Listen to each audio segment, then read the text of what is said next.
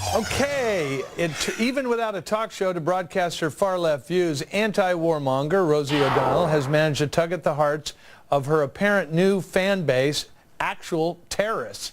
An invitation to come visit from terrorists was passed along by journalist and author Aaron Klein, who asked jihadist leaders about their thoughts on high-profile American liberals and conservatives in his new book, Schmoozing with Terrorists. The jihadis' response, quote, "I agree with what this O'Donnell says. We welcome Rosie O'Donnell to stay among us and to get to know the truth from being here, like many American peace activists are doing." So, why would terrorists like Rosie? With me now, Fox News political analyst and syndicated radio talk show host, Tammy Bruce. So, Tammy, hey, I asked myself, well, why these guys like Rosie? And a thought came to mind. It seemed to me we had heard her say some things they might like. Here's a bit of sound. See what you think. If you were in Iraq and another country, the United States, the richest in the world, invaded your country and killed 655,000 of your citizens, what would you call us? Are we killing their citizens, or are their people also killing their citizens? We are invading a sovereign nation and occupying a country against the UN. The vast majority of Americans no longer are falling for the trick of the bad terrorists who are out there to get us. So, Tammy, I can see why they wouldn't want to bite Elizabeth. But what is it they liked about Rosie?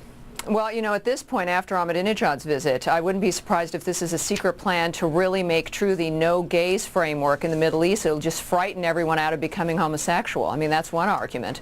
The truth of the matter is, though, this is a woman who needs to seriously think about the fact, and that's just one comment of scores that she's made, that ranging from that terrorists are mothers and fathers and we shouldn't be afraid of them, to a whole host of other things, which almost equate, John, to her breaking her own proverbial bones now that she's an adult, which is what she confessed to doing when she was a child.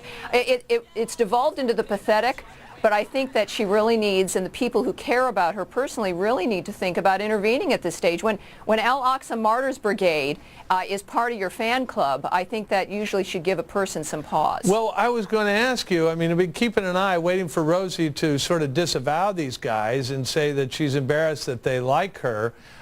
Do you think she is embarrassed? Well, her publicist or representative actually issued a statement when asked that this whole situation was absurd.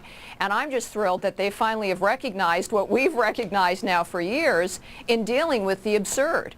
You know, it's difficult, but it really is a big sign. Now, at the same time, Rosie might want to go. Since she has not been on The View, she's been broadcasting herself on her webpage, and maybe Al Jazeera has a slot open for her, and of course it would also be one more good reason for the burqa.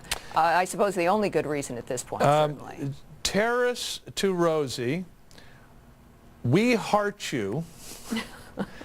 So, you know, it just begs the question. So, you know, what is it they love about her? That she hates Bush so much, that she repeats their propaganda, that she overstates the number of Iraqis dead? What? Look, John, she casts them as being misunderstood philanthropists, all right? And that's probably how they view themselves. And look, in all seriousness, the truth of the matter is the woman in her new book is crying out for help. In public, she's been crying out for help. And for the people, we can only do so much. But for the people who surround her, there really does need to be some kind of an intervening. But really, she has cast them repeatedly as misunderstood, as people who have been wronged, and it is the kind of propaganda that they thrive on, and she's been a part of it. Tammy, we were just looking at video of Rosie and her wife. Now, I believe that most jihadis would probably think she should die for that, and maybe even be stoned to death. Well, this is the horrible thing, John, is that in the Middle East, homosexuals are murdered every day, women are murdered every day, and this is a woman who certainly would normally be a first target, but is now being used to propagate situations where what she represents and what her family represents are the first targets. Women in this country also don't need to harm themselves. They're harmed every day by strangers and those who know them, and we really need to rethink who it is we elevate and who it is we support in this country. Fox News political analyst Tammy Bruce. Tammy, it's always good to talk to you. Thank you. Thank you.